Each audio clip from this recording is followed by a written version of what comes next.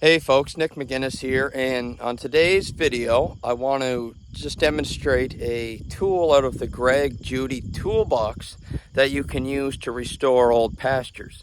So we're standing on a hillside here. This area was pasture for dairy heifers maybe up until 1980.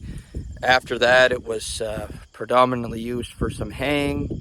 A lot of years it went fallow, and about 10 years ago my father started planting up the perimeter of the field and also rows up and down with nut trees. And now we're going to start developing it into a silvo pasture. So the Greg Judy technique that we're trying today, or we're going to put into use, is letting an old pasture go to seed, let the forage in that old pasture get quite mature. So we're on, let's see, I think it's September 5th right now. This pasture has just been growing all summer. It wasn't mowed, it wasn't grazed. We just finished fencing it last night. So we're going to move 4 cows and a calf in there, give them about a 1/4 of an acre strip and move them every few days. And what you can see behind me on this pasture is a lot of it has gone into seed. Like there's a lot of goldenrod and some Queen's Anne lace. A lot of these really non-desirable forages, but what they have done is they've maintained soil moisture in the soil throughout the summer, and it was a fairly dry summer. So right now, as we're getting into the early stages of fall, we now have some nice lush vegetative growth going on. We got some fescues and orchard grass starting to sneak through. So we're going to move the cows in here. They're probably not going to touch a lot of those weeds. They're going to eat some of these dogwoods, early vegetative dogwoods. We had actually bush hogged this last year, so these things sprung back up. But actually cows really love young dogwood leaves. So we're going to move them in here. The stuff that they don't eat is going to get trampled into the ground or left standing, and eventually it'll hit the ground. And what that does is actually provides a great insulator for the soil over the winter months.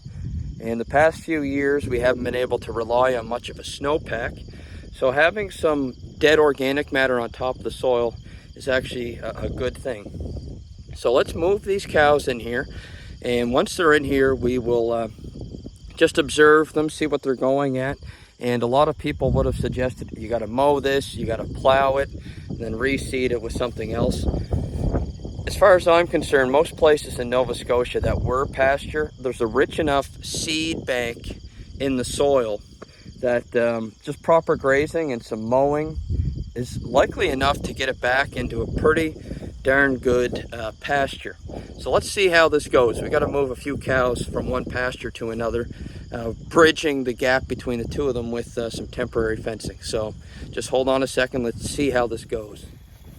Okay, so out of one pasture into this new one, and these are big cows, all Semitals. And let's just see.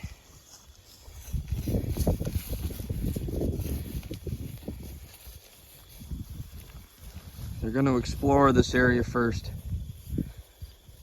I'll tell you, there's lots of good forage in here. And like I said, the stuff that they're not going to eat, it's not going to be wasted. It'll all go into the soil, whether it's feeding the earthworms or providing insulation. There's nothing but good that will come from trampling this into the ground. And actually, I said there was Queen's Anne lace in here. There's not, actually. It's a different type of a weed. Not sure what this is. Then we'd have lots of goldenrod. And some young choke cherries. These were brush hogged over probably annually for the last 10 years, or most years. So now we're going to have the cows in here recycling some of this carbon through their stomach, putting it out as manure.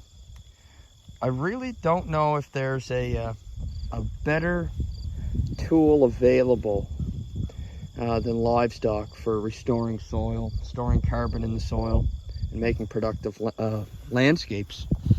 So I guess that's about it for today's video, but I thought it was something that was worthwhile to discuss. There's lots of new farmers getting into the industry that are buying up properties that haven't been used in a long time, and an old field like this that looks kind of brown and dead is quite common, and I wouldn't despair at all if I had some of this on my property. I think it's a great opportunity.